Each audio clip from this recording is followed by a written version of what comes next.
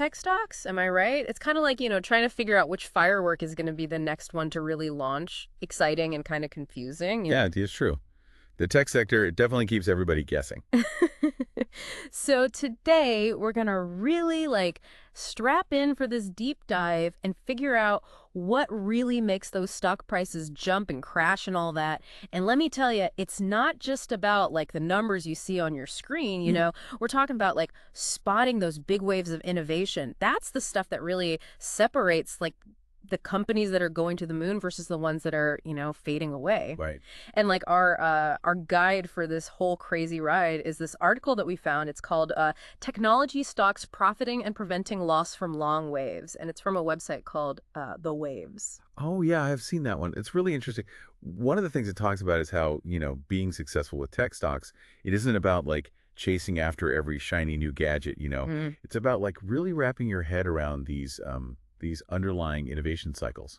Okay, now you've got me really intrigued. I mean, I always thought it was about the newest, latest thing, but so there's something in the article here about these long waves. Can you break that down for me? What exactly are we talking about when we say long waves? Sure. So imagine two of those waves crashing into each other, right? Oh. So one of those waves, that's your established technology, the one that's been around for a while, and the other one that's the big disruptor, completely shaking things up. Okay, I can kind of picture that. But how does that wave analogy actually, play out in the stock market? What's a real world example of that? Well, think about LED lights, right? You know how companies like GE, they used to be the top dogs when it came to light bulbs. Yeah. But then their stock prices, they started going down, and that was because of that LED wave, right? Companies like Nietzsche, they were leading the charge there, and they totally changed the game. And this isn't just some small change. We're talking about these massive technological reinventions, and that's what creates these huge opportunities for investors who are paying attention. Right? Yeah. That's actually a really clear way to think about it, but it still feels kind of theoretical, you know what I mean?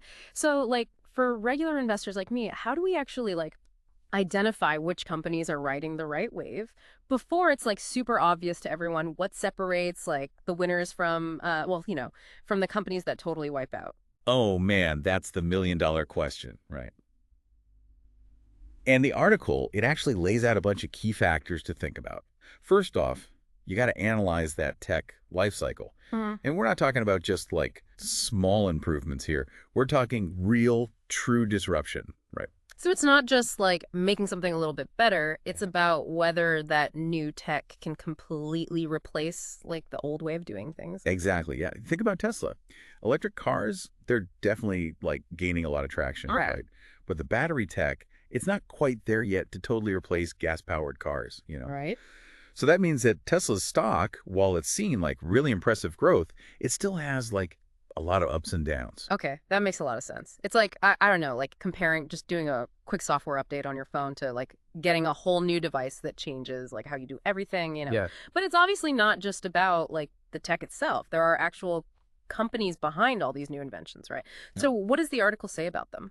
You're totally right. The article, it goes into this whole dynamic between the companies that are already big players and the newcomers trying to break in. It asks if those big established giants, can they really adapt to that new wave, or are they going to get left behind by the disruptors? Right? It's this high stakes game of chess. Totally. Look at Toyota, right? They were at the top of their game for forever with gas-powered cars. Now they're going head-to-head with Tesla in the EV market, right? Yeah. And Tesla, they're facing their own challenges, being a younger company and all. Man, this is already getting so interesting. We've got this whole battle between the old and the new, the tech itself. What else, what other factors should we be thinking about when we're trying to ride these waves? Oh, for sure. The article, it goes on to talk about a few more super important pieces of this puzzle. One that trips a lot of people up is the hype cycle. Oh, the hype cycle. Yeah. Everyone and their grandma has heard of the hype cycle, but I'm not sure everyone really gets it, What's the article's take on all that? It really stresses that just because something is generating a ton of buzz, doesn't automatically mean that it's going to be a long-term success story, right? It could just be a flash in the pan. Yeah, 3D TVs, remember those? Everyone was convinced that was the future of watching movies. Exactly, yeah. They got caught in what what they call a trough of disillusionment, right? What? The trough of disillusioned. It's like a whole thing. Gartner talks about it. It's basically that phase in the hype cycle where a technology, it just totally fails to live up to all the crazy expectations, you Mm. know? It's a perfect example of why we got to look beyond the hype and like really figure out if a technology has long-term potential. Yeah, it's like that old saying, if it sounds too good to be true. It probably is. Yeah, it probably is. Okay, that makes sense. And that's where understanding what they call innovation evolution can really come in handy. Okay, so tell me more about that. What is innovation evolution, and how can it help us, make smarter investment decisions and all that? So it's all about looking past that initial like aha moment, and really understanding how a technology is going to grow and change over time. The article uses like Apple and their iPhone is a great example, right? Yep. They're constantly releasing new improved versions, and that's what it takes. Real success in tech, it's not about riding one massive wave. It's about navigating like a whole bunch of smaller waves. Mm. You got to keep innovating and adapting all the time. So instead of chasing like the next big thing, we should be looking for those companies that can like constantly innovate and stay ahead of the curve, right? You got it. And another thing the article emphasizes is the importance of a company's intellectual property strategy. They're what? Their intellectual property, their IP. Basically, how well a company protects its inventions. Their patents, trademarks, trade secrets. They can make or break their ability to ride those waves of innovation. Man, this is all so insightful. We've gone from this like kind of vague idea of long waves to a much more like concrete set of factors to think about. Yeah. But I'm still wondering, how do we take all this information and actually use it to like make decisions? You know what I mean? Yeah. What does this all mean for someone who's listening right now thinking, okay, I want to apply this to my own like investment strategy? And that's where things get really, really interesting. The article, it actually challenges us to ask this like critical question. Yeah. It challenges us to like look beyond just the numbers, Yeah. right? And the hype and all that, and really ask ourselves, which one of these like reinvention waves is going to be the next one to completely, cause one of those creative destruction events? Yeah. And who's going to come out on top? Whoa, okay. So we're not just picking stocks here. We're trying to identify the stuff that's going to like completely reshape entire industries. No pressure. Pressure, right? But seriously, for those of us who aren't like, professional tech investors, where do we even start with all this? Well, I think it really comes back to those key factors that we were talking about earlier, right? Remember, just looking at the financials, that's not going to tell you the whole story, right? Yeah. You got to like really analyze the technology itself. Like, is it actually truly groundbreaking, or is it just like some, small tweak on something that already exists? Does it have what it takes to really disrupt like a whole industry? So we need to figure out how to tell the difference between those little incremental improvements, right? Yeah. And the stuff that's like really going to change the game. Right. But then there's like the human element too, right? What about like the companies themselves? Oh, yeah, for sure. Definitely look at who the big players are in that field, right? Yeah. Are they embracing the new technology, or are they like stuck in their old ways? How they react, or if they don't react, that can tell you a lot. Yeah, because we've seen that happen again and again, haven't we? These huge companies, they seem like they're untouchable, right? And then all of a sudden, bam, some disruption comes along and they get left in the dust. Totally. Just look at, what was it, Blockbuster? I think they were like the kings of video rentals, and they totally missed the boat on that whole streaming thing. And, well, you know what happened? They pretty much vanished overnight. Oof. Yeah, talk about a cautionary tale. It's like understanding these waves, it's almost like we got to be students of history as much as anything else, right? Oh, absolutely. And that, like, historical perspective, it helps us separate real innovation from the hype. Like we were saying before about those 3D TVs, right? Yeah. Sometimes hype is just, well, hype. Oh, man, I remember when those were like the hottest thing. I almost got one myself. I was convinced it was going to change how we watch movies forever. It's so easy to get caught up in that initial excitement. But as investors, we got to be like a little more discerning, right? We've got to ask those tough questions. Because like I said, if something sounds too good to be true, well, It probably is. exactly. Okay, so we need a healthy amount of skepticism. Yeah. But we don't want to be so cynical that we miss out on the next big thing either, right? It's all about finding that balance. Exactly, yeah.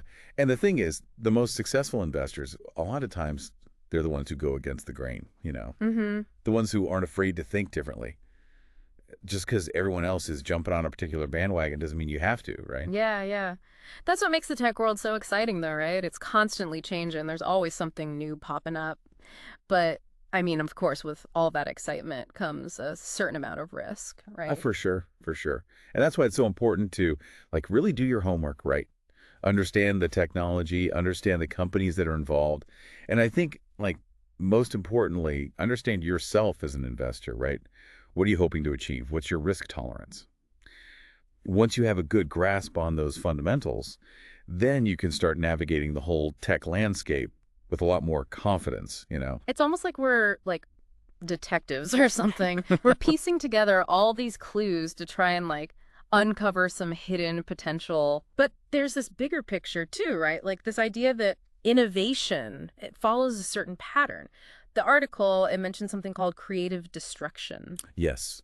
Schumpeter's creative destruction. It's this fascinating concept, right? Yeah. It basically says that capitalism is this constantly evolving system, right? Where innovation, it leads to the creation of like new products, new industries, but it also leads to the destruction of the old ones. So it's not just companies battling it out. It's like entire waves of innovation that are colliding and like reshaping everything. Exactly. Think about like the shift from horse-drawn carriages to cars, right? Or from landline phones to mobile phones. These were huge, massive shifts, and they were all driven by this process of creative destruction. And now we're seeing it happen all over again with stuff like AI, right? Yeah. Blockchain, the metaverse, all that. It's kind of wild. Definitely a little intimidating too, don't you think?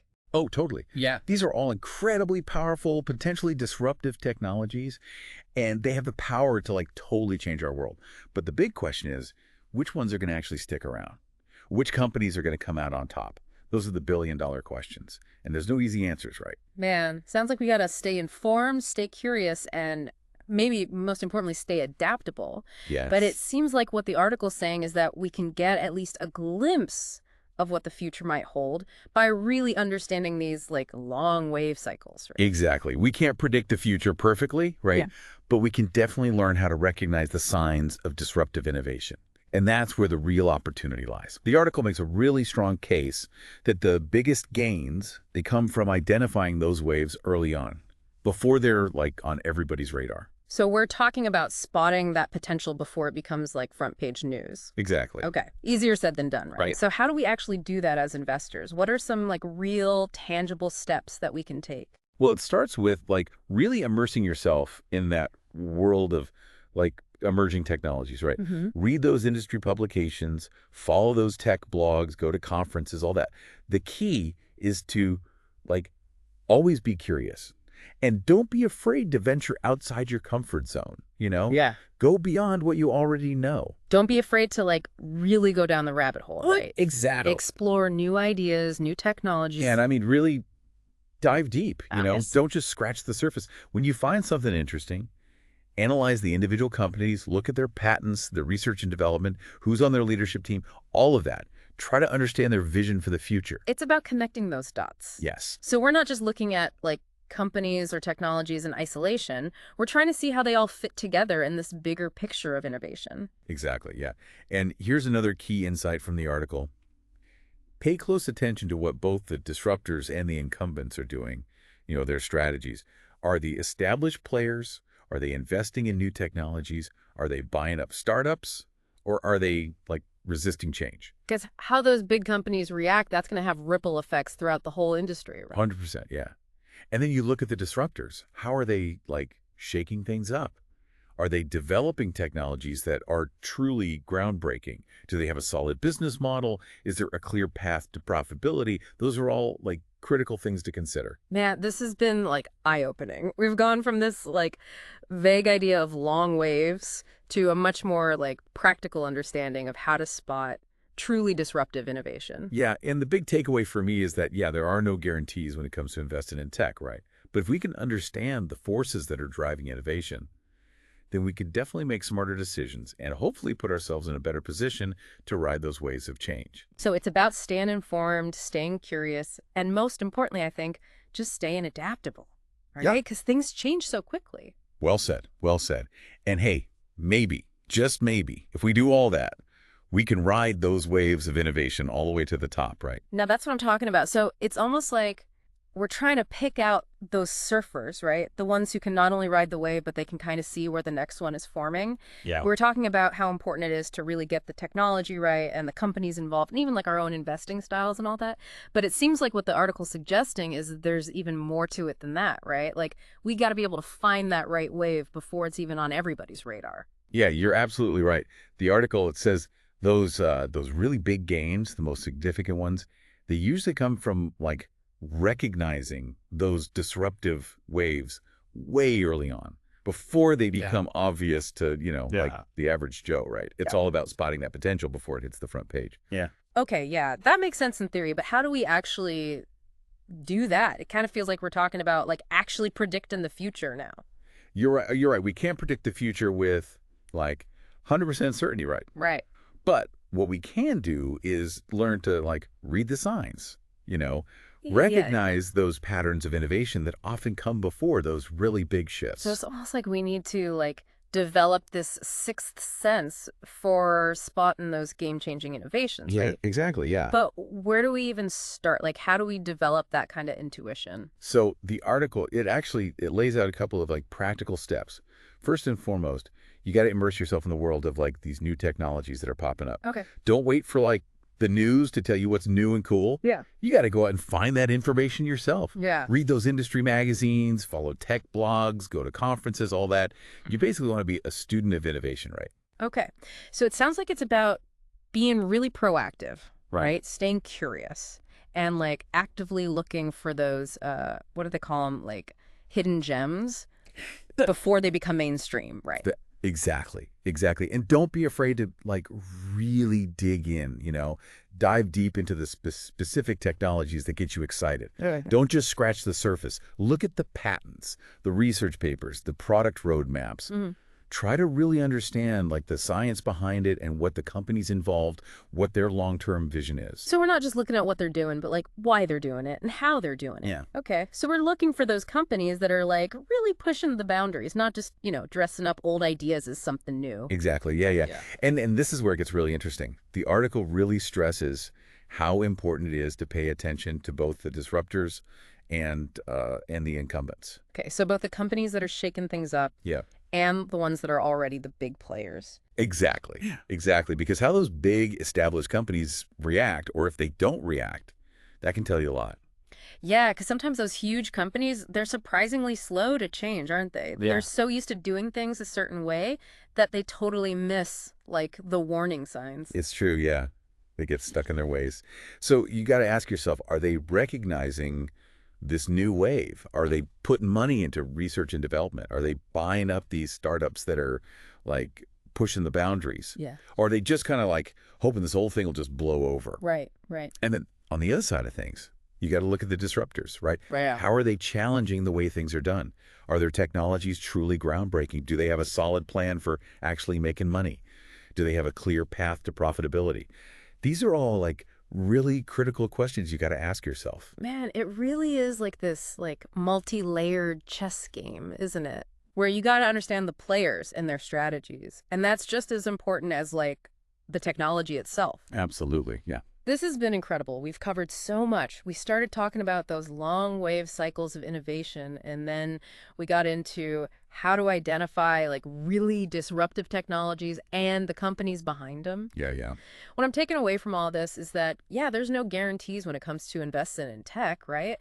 But if we can understand like the forces that are driving innovation, we can definitely make smarter choices, right? Right. And maybe, just maybe, even ride those waves of change ourselves. Exactly. Exactly. Well, this has been a really great deep dive. It's definitely given me a lot to think about. So until next time, everybody, keep exploring, keep asking questions, and keep riding those waves of innovation. Am I right? Keep riding them.